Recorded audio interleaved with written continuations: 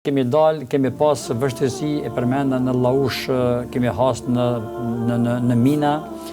por në ka rujtë Zoti, një ploj e re po përgatitet në Kosovë pas Bosnjës. Në Bosnjë ishte fillimi i luftës në Bosnjë. Fillimi i luftës në Bosnjë dhe fillon masakrat e para dhe pastaj Dr. Boja kishte paralajmëruar se njëta gjë do pas Zavit edhe në Kosovë dhe nisur nga ky segment gjithmonë e kemi pas një ndjenjë që duhet të bëjmë diçka, të organizohemi në mënyrë pak më ndryshe dhe në vitin 96, nëse nuk gabon, po ta propozuar Bashkia Islame të Tërkërësisë që ta bëjmë fotografimin e krejt xhamive të Kosovës, sepse veç e pam që në Bosnë u shkatruan një pjesë e madhe e Tërkërësisë Islame dhe pa ta marrë dritën jeshile që shtojnë nga Kërësia dhe sapo të patëm filluar punën me një fotograf profesional, është Turhan Sahiti,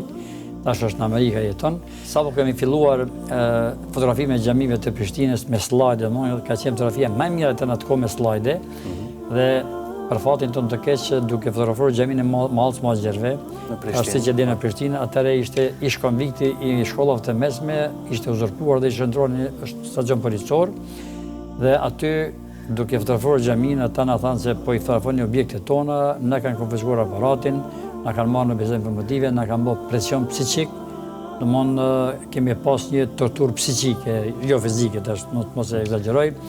dhe na është konfiskuar çdo mjet që kemi pas me vetin me kamera, çfarë do që kishim atu, me aparatura, dhe na ka thënë që ju nuk u doni të fotografoni xhamive pa lejen tonë. Dhe u ndalet ju? Dhe siç e dini, ne nuk kemi bashkëpunuar në asnjë segment me pushtetin atëhershëm dhe kemi ndalë atë formën dhe kemi filluar formën tjetër. Kemi angazhuar njerëzit tanë për teren me mjetet që kam pas, kam fotografuar xhamia, kam bërë matjet e xhamive dhe ne kemi komplet ato dosje. Fatmirësisht një pjesë të tyre kemi shpëtuar pa u djegë seria bashkëdhame,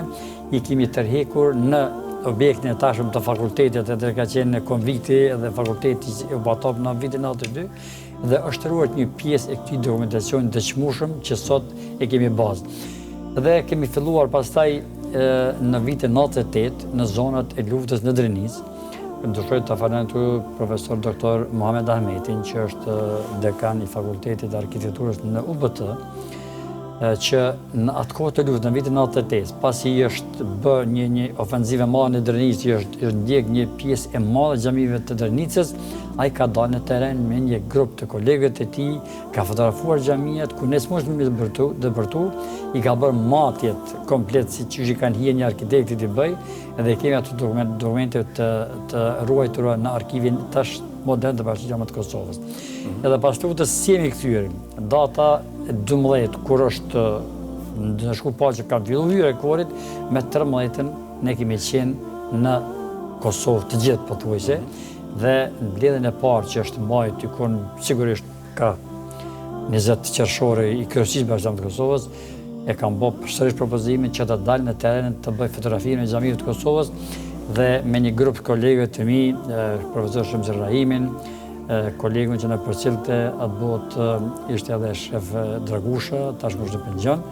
kemi dalë dhe kemi fotografuar gjitha objektet e shkatërruara. Dhe tashmë në një teren edhe të rrezikuar. Po, të rrezikuar, kemi dalë, kemi pas vështirësi e përmenda në Laush, kemi has në mina,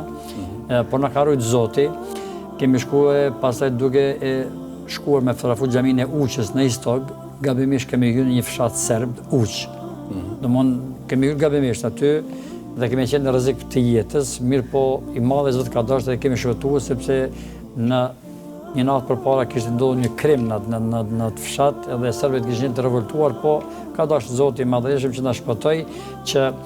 ta qesim në dritë këtë vepër, e cila